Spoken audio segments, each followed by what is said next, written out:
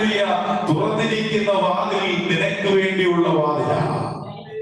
Praise the Lord. അവിടെ പറയുക, അടയ്ക്കാതെ വണ്ണം തുറക്കും, അടയ്ക്കാതെ വണ്ണം തുറക്കും. ഈ ഭൂമിയിൽ ആർക്ക് അടയ്ക്കാൻ പറ്റില്ല. Praise the Lord. അപ്പോഴ് ദൈവപൈതലേ, നമ്മളൊക്കെ പറയും, അവൻ എന്റെ നന്മ മുടക്കി, അവൾ എന്റെ നന്മ മുടക്കി, അവൾ എനിക്കെതിരായിട്ട് പ്രവർത്തിച്ചു, അവൻ എനിക്കെതിരായിട്ട് പ്രവർത്തിച്ചു, അവൾ എന്റെ നന്മയ്ക്കെതിരായി ആഭിചാരം ചെയ്തു, മന്ത്രവാദം ചെയ്തു, ശുദ്രം ചെയ്തു, കൂടോത്രം ചെയ്തു എന്നൊക്കെ പറയാറുണ്ട്. പക്ഷേ ആ വിചാരം ഇസ്രായേലിന് ഫലിക്കില്ല. ആ വിചാരം ഇസ്രായേലിന് ഫലിക്കില്ലെന്ന് പറഞ്ഞാൽ അതങ്ങനെ തന്നെയാണ്. ദൈവപൈതലേ, നിനക്കെതിരായി ഒരുത്തരൊരു ക്രിയ ചെയ്താൽ അത് ഫലിക്കുകയില്ല. നിനക്കെതിരായി തുറന്നു വെച്ചിരിക്കുന്ന നിനക്ക് വേണ്ടി തുറന്നു വെച്ചിരിക്കുന്ന വാതിൽ നിനക്കെതിരായി പ്രവർത്തിക്കുന്നവൻ അടയ്ക്കാൻ പറ്റില്ലെന്നാ പറഞ്ഞത്. ആരും അടയ്ക്കാതെ വണ്ണം തുറന്നു വെച്ചിരിക്കുക കർത്താവ് വാതിൽ. വിശ്വസിക്കുന്നുണ്ടോ? വിശ്വസിക്കുന്ന ദൈവത്തെ സ്തുതിച്ച് നിനക്ക് വേണ്ടി ഒരുക്കപ്പെട്ട തുറക്കപ്പെട്ട വാതിൽ ആർക്കും അടയ്ക്കാൻ പറ്റില്ല. ഒരു മന്ത്രത്തിനും ഒരു ശുദ്രത്തിനും ഒരു നേർച്ച കാഴ്ചകൾക്കും ഒരു ആഭിചാര ക്രിയകൾക്കും നിനക്ക് മുൻപിലുള്ള വാതിൽ അടയ്ക്കാൻ പറ്റില്ല. യേശുവാണ് നിനക്ക് വേണ്ടി ഒരു വാതിൽ തുറന്നതെങ്കിൽ ആ വാതിൽ ഈ ഭൂമുഖത്ത് ഒരിക്കലും അടയ്ക്കാൻ പറ്റില്ല.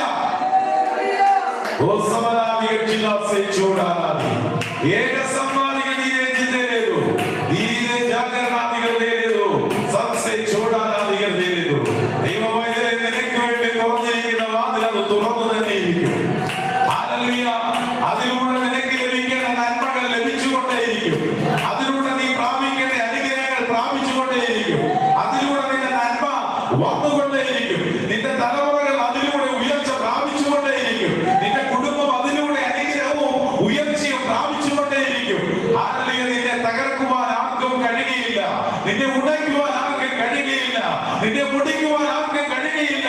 നിന്നെ ശൂന്യമാക്കുവാൻ ആർക്കും കഴിയുകയില്ല. നിന്റെ ജീവിതത്തിൽ പ്രശ്നങ്ങളോ പ്രതികൂലമോ ഇടുവാൻ ആർക്കും കഴിയുകയില്ല. നിനക്ക് വേണ്ടി തുറന്നു വെച്ചിരിക്കുന്ന വാതിൽ എന്റെ യേശു തുറന്നിരിക്കുന്നതെങ്കിൽ അത് ആർക്കും അടയ്ക്കാൻ പറ്റില്ല. ദൂരെ ചാകരണാധികൃതയിരുന്നു. എന്നാൽ അടുത്തതായി അവിടെ പറയുകയാണ്, ആരും തുറക്കാതെ വണ്ണം അടയ്ക്കാനും കർത്താവിന് കഴിയും. ഈ കൃപയിൽ നിന്ന് നീ വീണുപോയാ, ഈ കൃപയിൽ നിന്ന് നീ താണുപോയാ, ദൈവകൃപ വിട്ട് മാറിപ്പോയാ, നിനക്ക് മുൻപിൽ തുറന്നിരുന്ന വാതിൽ അടയ്ക്കാൻ കഴിയുന്നവരുണ്ട്. ആ തുറന്നവൻ അടച്ചു കഴിഞ്ഞാൽ പിന്നെ ആർക്കും തുറക്കാനും കഴിയില്ല. പിന്നെ നീ എന്ത് ചെയ്താലോ വാതിൽ തുറന്നു വരില്ല. നീ മാനസാന്തരപ്പെട്ട് മടങ്ങി വന്നാൽ നിനക്ക് വേണ്ടി ആ വാതിൽ വീണ്ടും തുറക്കും. നീ മാനസാന്തരപ്പെട്ട ദൈവസന്നിധിയിലേക്ക് മടങ്ങി വന്നാൽ നിനക്ക് വേണ്ടി ആ വാതിൽ തുറക്കും. പക്ഷേ നീ മടങ്ങി വരാതിരുന്നാൽ നിനക്ക് വേണ്ടി അടയപ്പെട്ട വാതിൽ നിനക്കുള്ള വാതിൽ അടയപ്പെട്ട് തന്നെയിരിക്കും. അതുകൊണ്ട് എന്ത് ചെയ്യണം? അവനാണ് അരുളി ചെയ്യുന്നത്, ഞാൻ നിന്റെ പ്രവൃത്തി അറിയുന്നു. ഇതാ ഞാൻ നിന്റെ മുൻപിൽ ഒരു വാതിൽ തുറന്നു വെച്ചിരിക്കുന്നു. ഇതാ ഞാൻ നിന്റെ മുൻപിൽ ഒരു വാതിൽ തുറന്നു വെച്ചിരിക്കുന്നു. ദൈവമക്കളെ, ഈ കൃപയിലേക്ക് വരുന്ന ഏതൊരു ദൈവവചനത്തിനു വേണ്ടിയും രക്ഷിക്കപ്പെട്ട് മാനസാന്തരപ്പെട്ട് സ്നാനപ്പെട്ട് ദൈവകൽപ്പന പ്രകാരം ജീവിക്കാനായി തയ്യാറെടുത്തിരിക്കുന്ന ഓരോ ദൈവവചനത്തിനു വേണ്ടിയും സ്വർഗ്ഗസ്ഥനായ ദൈവം ഒരു വാതിൽ തുറന്നു വെച്ചിരിക്കുന്നു. അതാർക്കും അടച്ചുകൂടാ, ആർക്കും അടയ്ക്കാൻ പറ്റില്ല. ഈ കൃപയിലേക്ക് കടന്നു വന്ന സമയം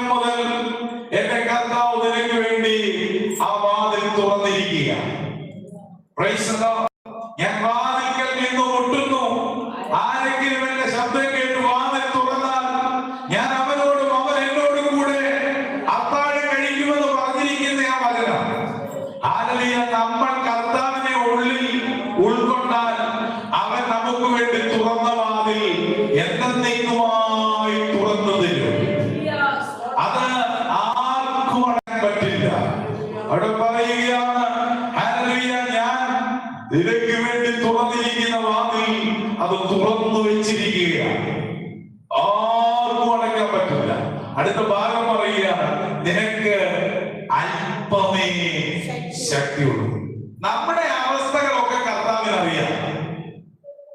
ദൈവങ്ങളെ, നമ്മൾ ആരാണെന്ന് അറിയാം, നമ്മൾ എന്താണെന്ന് അറിയാം, നമ്മൾ എങ്ങനെയുള്ളവരാണെന്ന് അറിയാം. ഹല്ലേലൂയ. കൂടെ നടന്ന ശിഷ്യന്മാരെ കർത്താവ് മൊത്തത്തിൽ അളന്നവനാണ് എന്ന് പറഞ്ഞാൽ ഓരോരുത്തരുടെയും നിലവാരം എത്രത്തോളം ഉണ്ടെന്ന് കർത്താവിന് അറിയാമായിരുന്നു. യൂദാസ് എങ്ങനെയുള്ളവനാണെന്ന് കർത്താവിന് അറിയാമായിരുന്നു. പത്രോസ് എങ്ങനെയുള്ളവനാണെന്ന് കർത്താവിന് അറിയാമായിരുന്നു. യോഹന്നാൻ എങ്ങനെയുള്ളവനാണെന്ന് കർത്താവിന് അറിയാമായിരുന്നു. യാക്കോബ് എങ്ങനെയുള്ളവനാണെന്ന് കർത്താവിന് അറിയാമായിരുന്നു.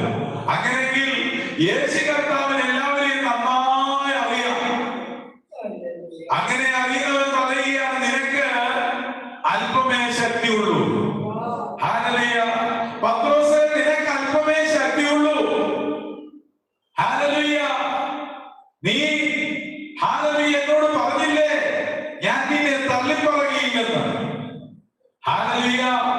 ഞാൻ നിന്നെ തള്ളിപ്പറയുകയില്ലെന്ന് പറഞ്ഞ പത്രോസിനോട് കർത്താവ് പറഞ്ഞു, ഹല്ലേലൂയ, കോഴി ഊതുന്നതിന് മുൻപ് നീ എന്നെ 3 വട്ടം തള്ളിപ്പറയും. ഹല്ലേലൂയ. തള്ളി പറഞ്ഞാൽ തന്നെ തള്ളി കളയാത്തവനാ കർത്താവ്. Praise the Lord. തള്ളി പറഞ്ഞു പത്രോസ്, തള്ളി കളഞ്ഞില്ല. ഹല്ലേലൂയ. അവിടെ പറയാണ്, നിനക്ക് അല്പമേ പത്രോസ്, നിനക്ക് അല്പമേ ശക്തിയുള്ളൂ. ഹല്ലേലൂയ. Praise the Lord. പിന്നത്തേതിൽ നിനക്ക് മാനസാന്തരപ്പെട്ട് മടങ്ങി വരാൻ അവസരമുണ്ട്. പിന്നത്തേതിൽ തിരികെ വരാൻ അവസരമുണ്ട്. പിന്നത്തേതിൽ തെറ്റിതിരിഞ്ഞ് മടങ്ങി വരാൻ അവസരമുണ്ട്. നിന്നെ രക്ഷിക്കുവാൻ, നിന്നെ ഉൾക്കൊള്ളുവാൻ, നിന്നെ വീണ്ടെടുക്കുവാൻ, നിന്നെ നിത്യതയിൽ ചേർത്ത് നിർത്തുവാൻ എനിക്ക് കഴിയും. Praise the Lord. നിനക്ക് അല്പമേ ശക്തിയുള്ളൂ എങ്കിലും നീ എന്റെ വചനം കാത്തു, എന്റെ നാമം നിഷേധിച്ചിട്ടില്ല, എന്റെ നാമം നിഷേധിച്ചിട്ടില്ല. അടുത്ത ഭാഗം, യഹൂദരല്ലാതിരിക്കെ യഹൂദരെന്ന് കളവായി പറയുന്ന ചിലരെ ഞാൻ സാത്താന്റെ പള്ളിയിൽ നിന്ന് വരുത്തും. പ്രൈസ് ദി ലോർഡ് എന്ന് പറഞ്ഞ ഹല്ലേലൂയ. ഇന്നത് വളരെ ശക്തിയാർന്ന